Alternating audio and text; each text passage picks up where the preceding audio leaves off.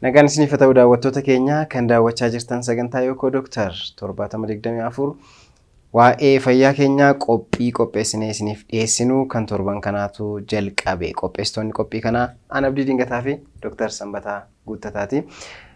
Ogeessonni teeknikaa keenya Dassaalanyii Filateeraan waliin jiru. Geediyoon editariin keenyas jira. Oduudhaan Daraartuun jirti. Egaa sagantaan keenya har'aa kan qindeeffannee isiniif dhiyeessinu gaaffii daawwattoota keenya dhiyeessinaarra. Dooktar baga wal agarre. Tole baga nagaan eegdannis. Egaa yeroo baay'ee egaa daawwattoota keenyatti haasa'aa turre. Har'a immoo daawwattoonni keenya gaaffii isaan nu gaafatan waa'ee fayyaa isaanii gaaffii maalii qabu waan jedhu magaalaa Finfinnee keessaa deemuudhaan kan walitti qabne irratti xiyyeeffannaarra. Daraartuun immoo oduu qindeessitee jirti. Egaa turtiin keenya har'aa gaaffii daawwattoota keenyaa ta'a. Mee gaaffii isa jalqabaa daawwannee walitti deebina.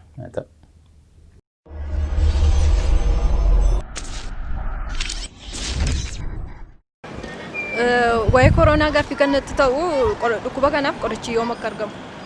Egaa akka ilaalletti gaaffiin jalqabaa waa'ee koronaati.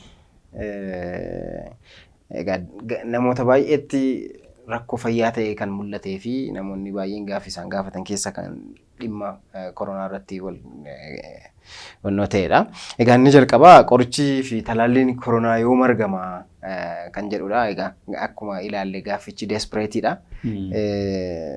Yoom argame hojii keenya maaskii kanas kaa'achuu dhiisnee hojii keenya sirnaan hojjennaadha. Mee maaltu jira waa'een talaallii fi qoricha koronaa irratti wanti hojjetamaa jiru? Egaa addunyaan akka yaalii guddaa irra jirti. Sana keessa wal dorgommiin illee jira. Biyyoota adda addaa gidduutti qoricha argachuu, talaallii argachuu irratti baay'ee dhama'aa jiru.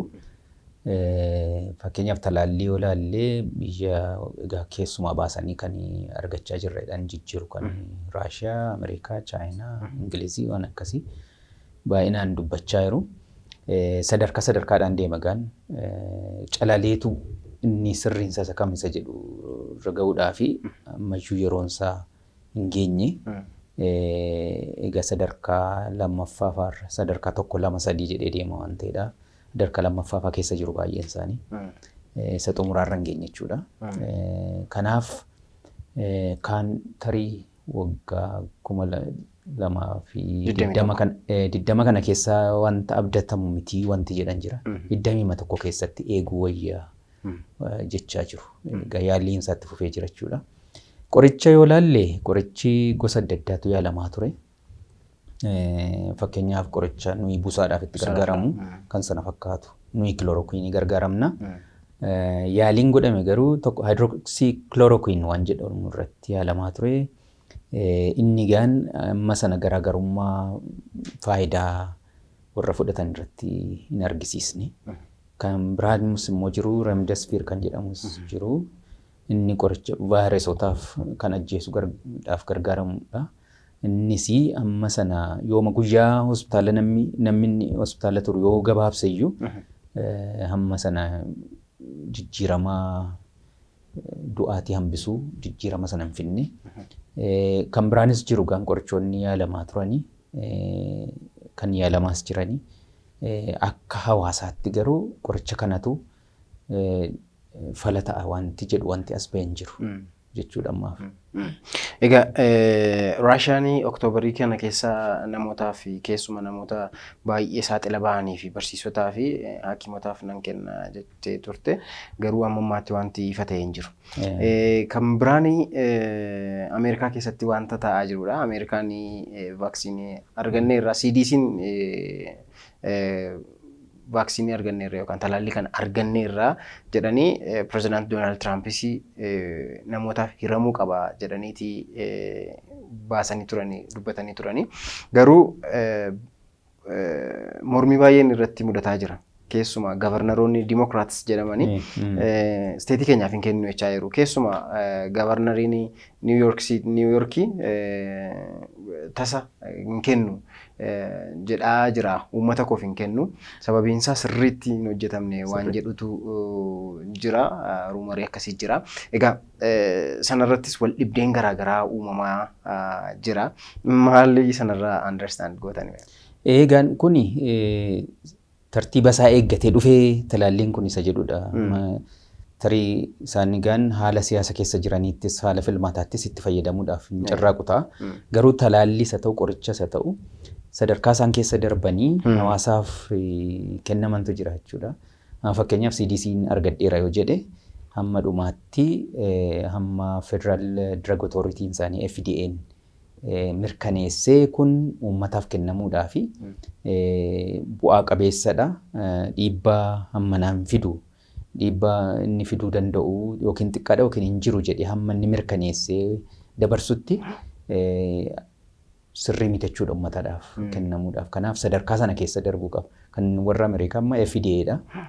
Kan WHO'n jira biyyoota addunyaa kan biraadhaaf immoo raabsuudhaafi. Yoomayyuu bu'a qabeessa ta'ee as ba'e qaamonni akka FDA faa WHO faa kuni yookiin immoo dhaabbata fayyaa addunyaa isaan mirkaneessanii jechuudha kan inni hawaasaaf oolu. Inni sun egaan phase 3 clinical trialii booda namoota 400-500 isaanii ol irratti yaalame bu'a qabeessa ta'uunsa erga barameeti kan inni hawaasaatti gadi ba'u. Kanaafuu ammayyuu turuun isaanaaf jechuudha. Ammayyuu takkan ture.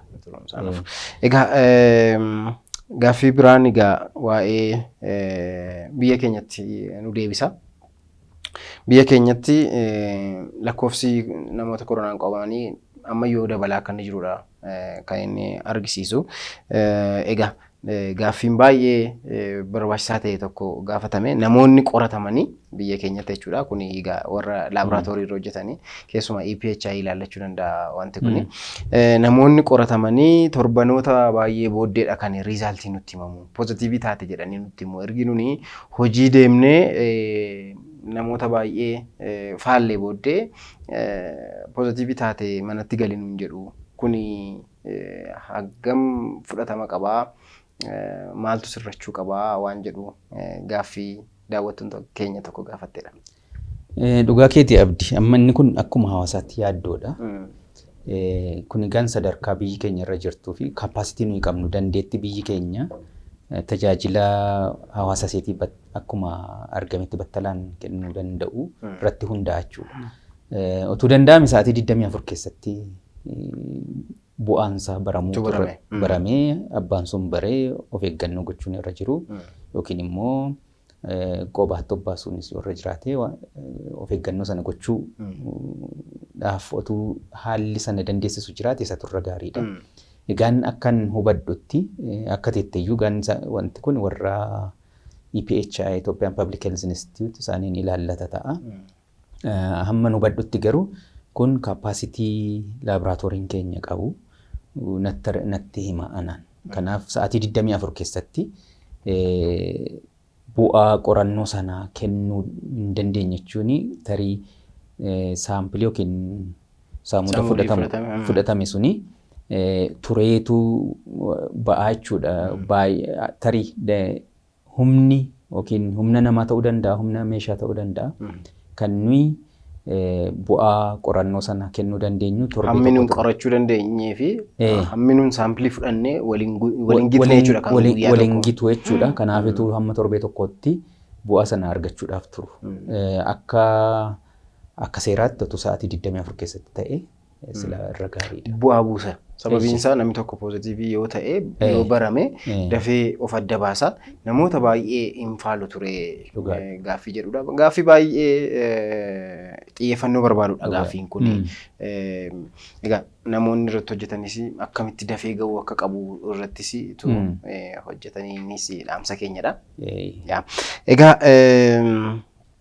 kan biraan waa'ee haala jiruuf jireenyaa amma argaa jirru haala biyya keenya keessa jiruu fi yaaddoon jiru tokko tokko karaa garaagaraa himamaa jira. Manneen barumsaa jalqabu haala eeggannoo amma jiru gadi bu'u sunis yaaddoo uumaa jira. Sana irratti maal jechuu dandeenya? Eegan amma maalidha haalli vaayirasiin kun keessumaa hubaatiin biyyoota guddatan irra geessise guddaadha hammaataadha. Naannoo keenyatti miidhaansa hamma sana ol hin kaane. Yaaddoonsa garuu akkuma jirutti jira. Amma biyyoota Awurooppaas Ameerikaas yoo ilaalle deebi'ee tokko haaraatti ka'aa jira waan ta'eedhaafi. Suni kan nutti mul'isu maalidha? Of eeggannoon godhamaa ture sun yeroo inni gadi bu'u deebisee babal'achuu babal'achuu danda'a. Miidhaas fiduu danda'a isa jedhudha. Egaan tarii nu birattis of eeggannoon gochuun utuu danda'amu yeroo namni dhibaa'uu jalqabu of eeggannoo sana dhiisuu jalqabu tarii namooti ittiin qabamuu danda'an baay'achuu hin danda'an. Egaan akkuma kaaste manni barumsaas tokkodha. Manni barumsaa akka yaaddoo tokkotti ka'uu danda'a. Garuu amma haaluma qorichaaf haala talaallii yeroo ilaallu manni barumsaa kun hammamitti cufamee turuu danda'a inni jedhus immoo gaaffii biraa ta'a jechuudha. Kanaafi of eeggannooma sana cimsaa ijoollee hubachiisaa maatiin itti gaafatamummaa fudhatanii manni barnootaa itti gaafatamummaa fudhatee of eeggannoon ta'u jiraatee manni barumsaa san jalqabuuni tarii akka furmaata tokkotti taa'uu danda'a. Yaaddoon isaa garuu akkuma jirutti jira jechuudha. Kaleessa mana barumsaa tokko deemeen ture. Ijoolleen baay'ee wal yaaddeetti. Manni barumsaa tokko jalqabeera akkasumatti ilaalee wal yaadanii jiru, wal hammatu, wal dubbisu.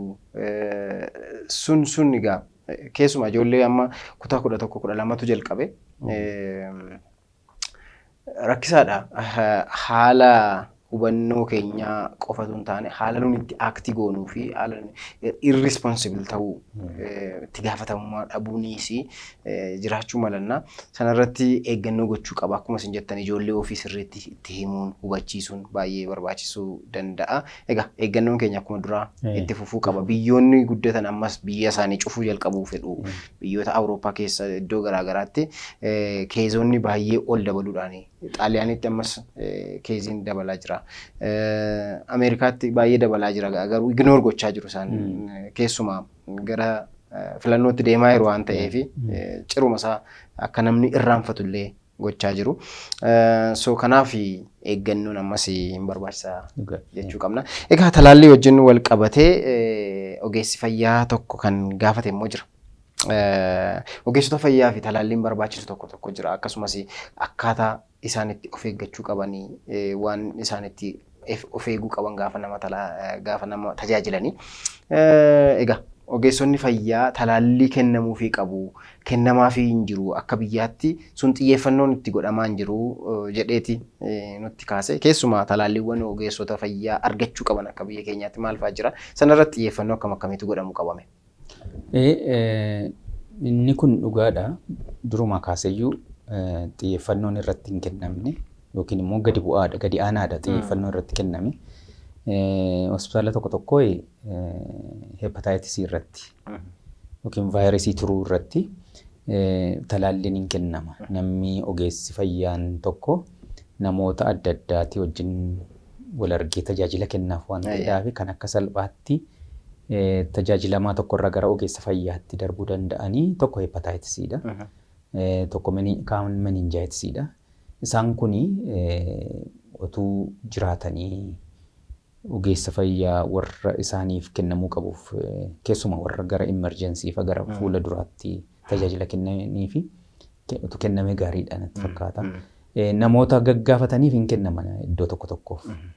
Garuu akka bal'inaan xiyyeeffannoo itti kennamee namoota kennamuufii qabuuf kennamaa hin jiru. Abbaayyoo dhaqee gaafate qofadha namni tokko yoo tajaajilamti sun jiraachuunsa warra beekutu dhaqee argata malee hin barbaachisa jedhamee ogeessa fayyaa hundumaaf wanti kaa'amee hin jiru. Garuu gara sanatti adeemsi ta'uu qaba. Hepatitisiin amma namni tokko tajaajila irratti qabamuunsa egaan hepatitisii sanarraa ka'ee wanta dhufuu danda'an sana irratti sanaaf saaxilamuu danda'a jechuudha. Kanaaf egaan humni hin danda'aaf hin danda'uun waan tokkodha. Garuu xiyyeeffannoon tarii warra gara jalqaba namoota simatan irratti isaaniif talaalliin kun utuu kenname hepatitisii meninjaayitisiinis iddoo tokkotti keessuma naannoonni yeroo yerootti ka'u irratti xiyyeeffannoon kenname tarii ogeessa fayyaadhaaf tajaajila tokkodha. Akkuma isin jettan keessuma kanneen emergency irra hojjetanii kutaa da'umsaa, kutaa opereeshinii waan dhiigaa wajjin wal qabate baay'inaan itti hojjetanii keessumaa immoo gaafa emergency fi kutaa da'umsaa ta'u yeroo tokko ogeessi fayyaa ofiisaa irraanfatee emergency sana handilii gochuu yookaan wanta isaan uumame sana to'achuutti gaafa inni deemu jira.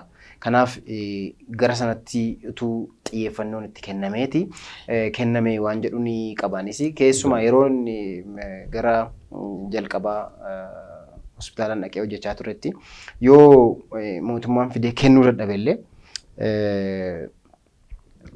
qarshii walitti buusanii parsantii muraasa kaffalaa akka wannoo isaanii irraa mindaa isaanii irraa leecitee waggaatti fakkeenyaaf talaalliin hepatitis birrii 200 wayi amma beeku naannoo 250-60 ture natti fakkaate yeroo sana 500 yoo ta'e so mootummaan fidee fi mindaa isaanii irraa leecitee utuu itti fayyadamanii gaarii ta'a jennee yaadna. Task forcein akkasiillee hundaa'ee namoonni argachuu qabu. Yoo danda'ame kutaalee sanaa fi namni haaraan dhufee gaafanni ramadamu utuu kennamee fi gaariidha jenna. Egaa gaaffii baay'ee kritikaalidha kunis waan xiyyeeffannoo irratti kennamuu qabudha. Keessumaa itti gaafatamummaadhaan warri hojjechuu qaban jiru kana irratti hospitaalota yookiin dhaabbilee fayyaatii fi tokkommoo professional associations isaan waldooleen ogeessota san irratti xiyyeeffannoo kennanii dura bu'anii wanta kana mijeessuutu irra jira. Baajatallee argachuu danda'u itti yaadaniitu hojjetan. Egaan daawwattoota keenya waan nu daawwachaa jirtaniif galata guddaa qabdu. Turtii muraasa booddee walitti deebina oduu dhaggeeffannee walitti deebina.